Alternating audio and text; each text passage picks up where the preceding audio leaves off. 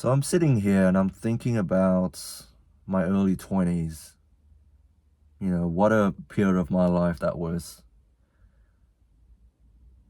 It was when I had my major depressive episode, mental breakdown, had two suicide attempts, both unsuccessful, both left me feeling more confused than the last.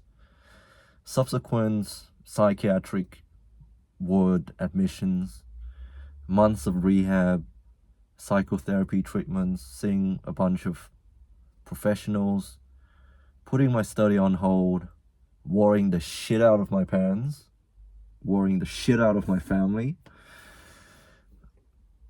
having a bunch of people checking up on me, but not really getting the full answer as to why I have, this gap in my education or employment. And they will never get a full explanation, some of these people, and I don't think they care too much about it now. Most would probably have already forgotten. But yeah, I'm thinking back about that period of my life, and I do not hold any strong emotional attachments to those events anymore, and so that's why I can talk about it so freely now. But if you would have asked me back then, what happened, man? Can you talk about it? Open up, man. Just tell me everything. I'm gonna be here for you, bro. I would not have opened up because that was a wrong move. If I was still in that place and I had opened up, that would suddenly pushed a lot of people away. Not because they are bad people for abandoning me, but it's just not appropriate. It just shows that I'm not in a good place to be communicating to people how I truly feel, because I don't know how to articulate myself back then. And I used to have a blog in which I would write down every single thing that was on my mind back then. I've now hidden that away from public eyes, and I don't think I will ever release it to the public eyes again, because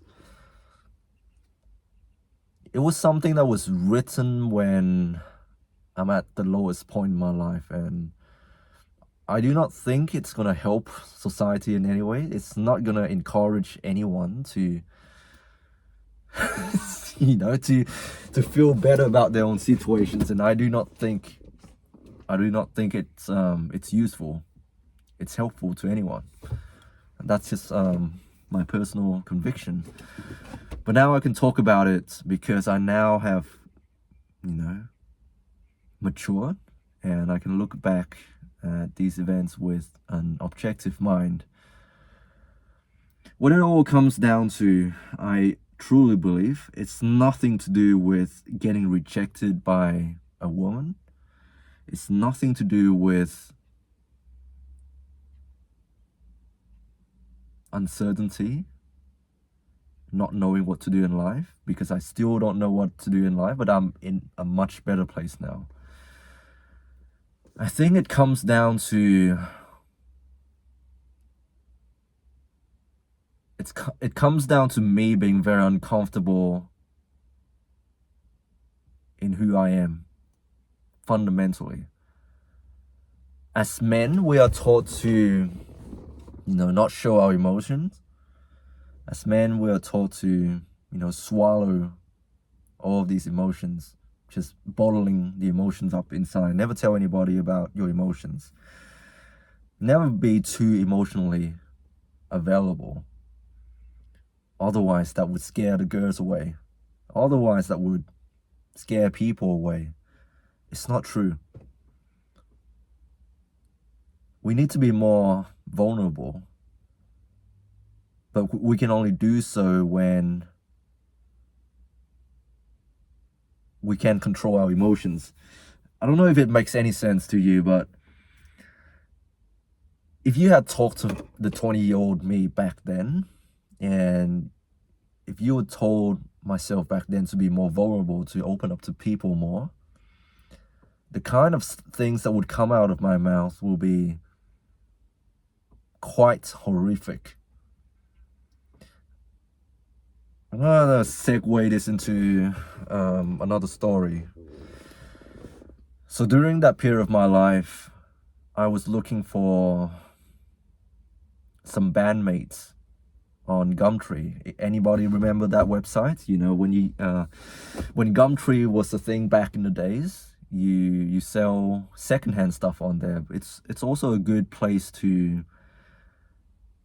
form new social connections, like looking for housemates, looking for bandmates, looking for people to skateboard with. I remember as a kid, a 16-year-old kid, long time ago, I used to look for friends on Gumtree.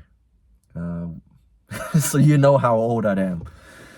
But yeah, I used to look for bandmates on Gumtree, and one day there's this guy who contacted me, and it was the son of another guy who is, I think he was a musical director at a church. So yeah, the son of this guy contacted me and said, are you interested in, coming around to my dad's place to jam with him? And so back then I was still in uni and I didn't have a lot of friends, and I just wanted an outlet, somewhere to go to, some people to meet, to, hang out with and blow off some steam, get away from uni for a little bit. So I met this guy, and he's a family man. He's like in his 40s. I got along with him. Back then I wasn't a Christian, but like every time I go there, he'll be really nice to me.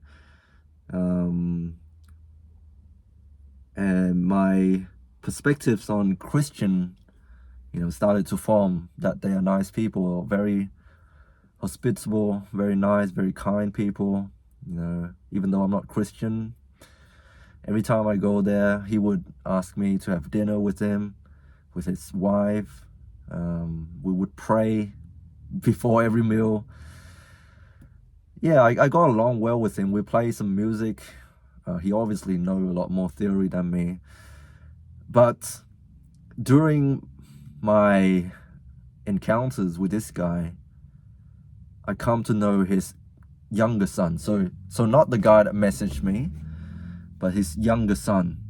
By the way, this man, he has already divorced once. And this is his second wife, and he had a child with this woman.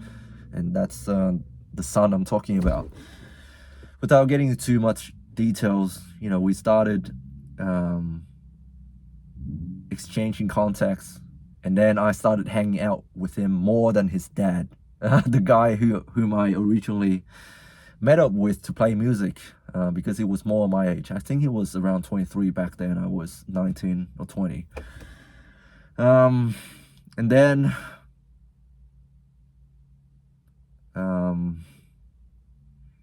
at first I didn't really think much of it, but the more I hang out with him, the more I realized he has this, I don't know, I don't know what you would call it, but this aversion to people who are not white. At one point, he even said that his friends nicknamed him Adolf Hitler Jr. It's a weird period of my life. Through him, I got to know the inkwell movements, the far right movements on the internet.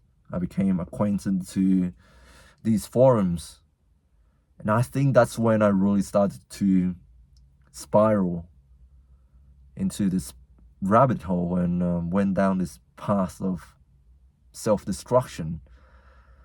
It's a really toxic community, now that I think about it. And the more I spend time with these people on this group, the more I start to look for things that are happening in real life to confirm my bias. So I had a friend back in nursing school, and I used to be really close with him. Now I don't talk to him anymore. He's somewhere out there. He's not a he anymore. He's now a they them. But yeah, when I was friends with this guy, we had a classmate who also goes to the same, I guess you can call it, church group. And this guy really fancied her, a fellow classmate. And he asked her out, and he got rejected by her. And I don't know, man. Thinking back about it, at that moment, when he got rejected by her, he told me everything, and I felt, I feel a great sense of despair. And I started blaming women for, not... I know it sounds so silly to say it now, but, when you spend a lot of time on these forums, you have a very negative view about women. And when he told me that she rejected him, my immediate thought was, she's a bitch. She's a hoe. Fake ass bitch. That's the thought that went through my head. It doesn't help also that I started to make advances towards a girl whom I've talked about multiple times before, who was my neighbor when I was a kid in Vietnam. I went to study abroad in Australia. I stopped contact with her. She's the same girl who, went to our class, invited everybody to her birthday party, but left me out, even though we are neighbors. It's the same girl. It doesn't help that I also had the same experience, getting rejected by a girl. And that, coupled with, being in this community, seeing my friend going through rejection, feeling bad for him, seeing him, suffering, all of this built up within me. And fast forward a few months later, something in me cracked. I was on work placements. After a hard day, I came home and I snapped. Yeah. If there's one advice I could give myself back then, I would say, as a young man, we are often confused. We don't know where we stand in this world. And that's okay. I still don't know where I stand in this world. I do not have a concrete identity. I do not swear allegiance to any of my association. I don't hold fast to any religious belief or political ideology. I seek truth, my personal truth. That's what matters to me, not what some other people tell me. What some other people tell me what this world is like, what God you should worship, what political party you should vote for. I need to seek my own truth. That's something I need to tell my younger self and any young man watching this.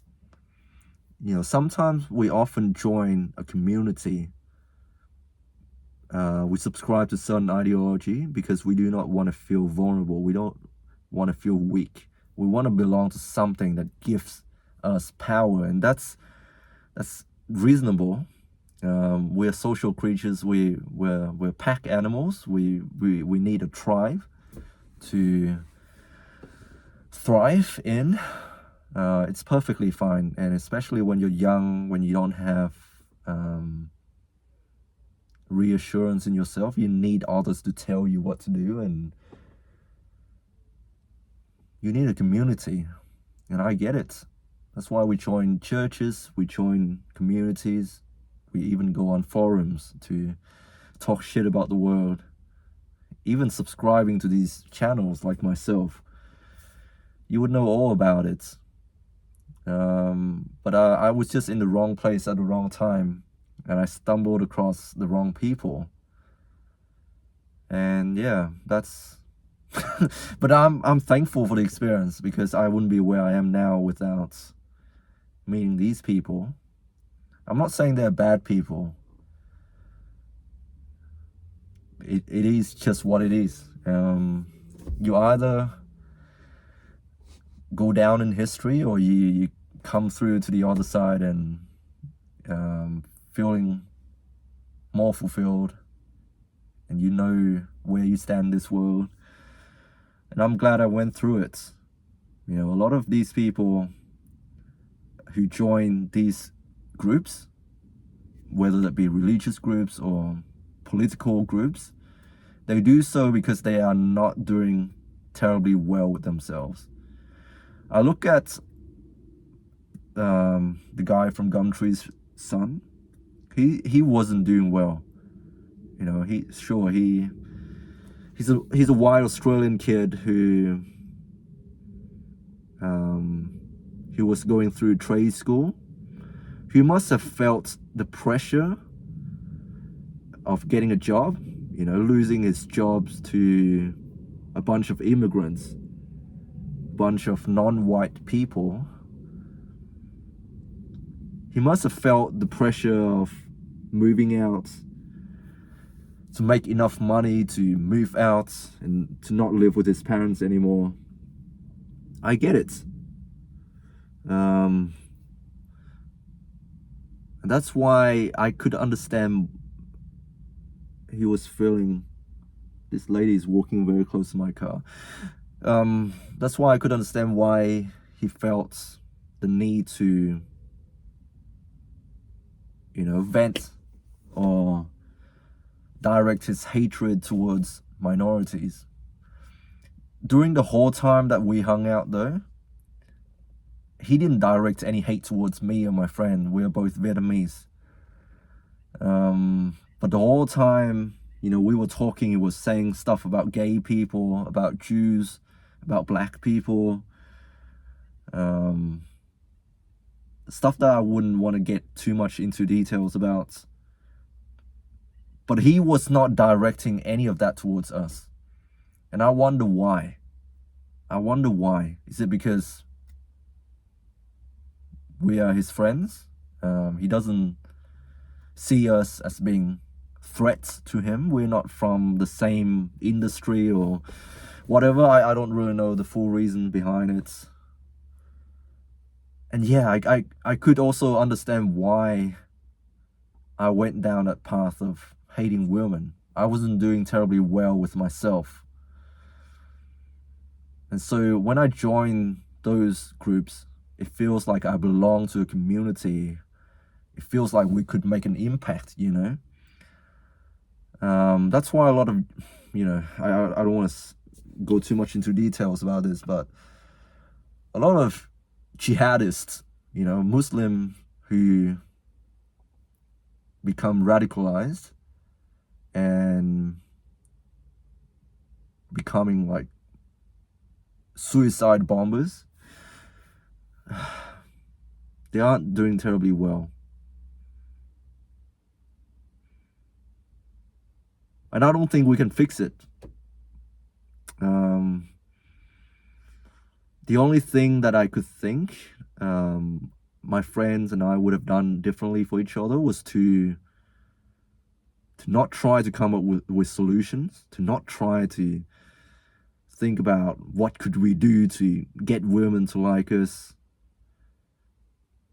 I think we should have just, you know, let each other vent and acknowledging those frustrations, just holding space for each other, let others vent and allow others to feel and go through those emotions together.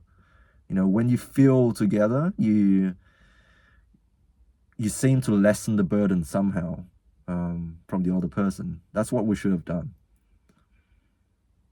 Rather than thinking about, women are whores and bitches. You need to avoid women. You need to avoid church women. You need to, ignore all women, not replying to them, not hitting them up. All of our female classmates, just ignore them. To be honest, I don't think that would have solved anything.